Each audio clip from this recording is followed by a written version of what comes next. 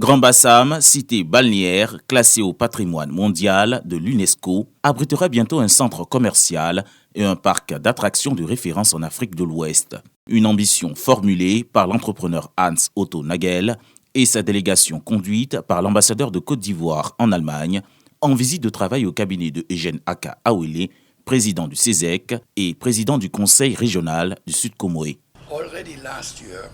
J'ai eu la chance de convaincre un membre de la famille qui gère le grand parc d'attractions européen, Europa Park.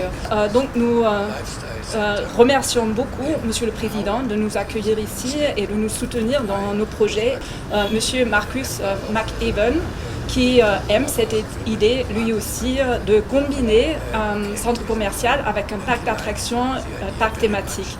Estimé à un coût global de 200 millions d'euros, soit plus de 130 milliards de francs CFA, ce projet d'envergure devrait non seulement dynamiser l'économie locale et créer de nombreux emplois, mais également offrir de nouvelles perspectives de loisirs et de divertissement pour les populations du Sud Comoé.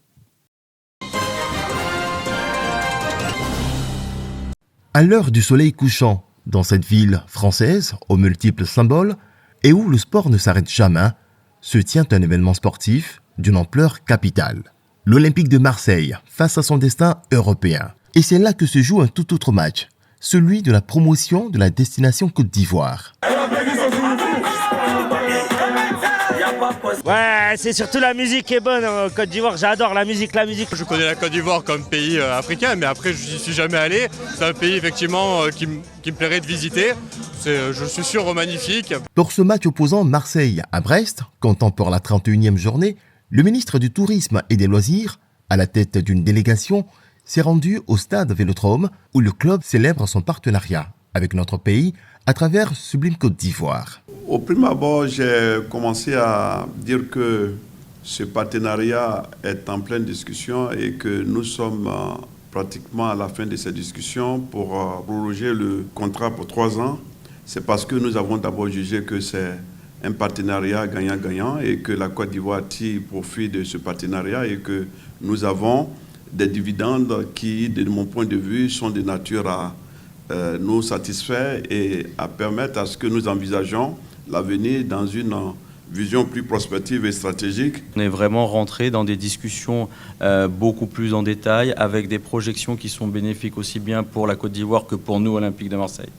Et l'idée, c'est vraiment d'aller toucher, d'aller parler à ces gens qui sont en Afrique, et notamment la Côte d'Ivoire, ce peuple ivoirien, pour leur expliquer ce qu'est l'OM et ce qu'est l'OM du jour, non pas uniquement les choses qu'ils peuvent voir à la télé ou dans les journaux, mais l'idée, c'est cette proximité. On est allé déjà 2, 3, 4 fois en Côte d'Ivoire avec des différentes délégations.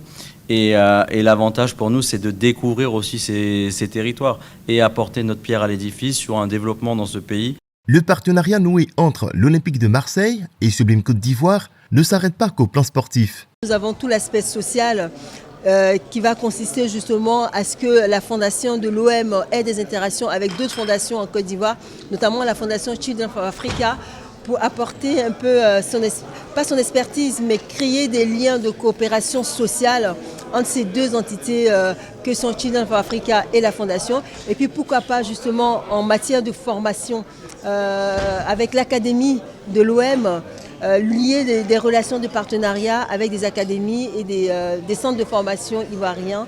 Sur le terrain, ce dimanche, c'est le ministre du Tourisme et des Loisirs qui a donné le coup d'envoi de cette rencontre. Un autre fait marquant, les joueurs ont arboré des maillots uniques, floqués au nom des villes de Côte d'Ivoire. Agné Bilécro a porté beaucoup de bonheur à Amine Gouiri, auteur d'un triplé. L'Olympique de Marseille a une histoire avec la Côte d'Ivoire. Depuis sa création, 15 joueurs ivoiriens ont fait le bonheur du club. Les plus célèbres sont sans doute Didier Drogba et Basile Boli. Ce dernier qui a offert au club phocéen son tout premier trophée, aux grandes oreilles.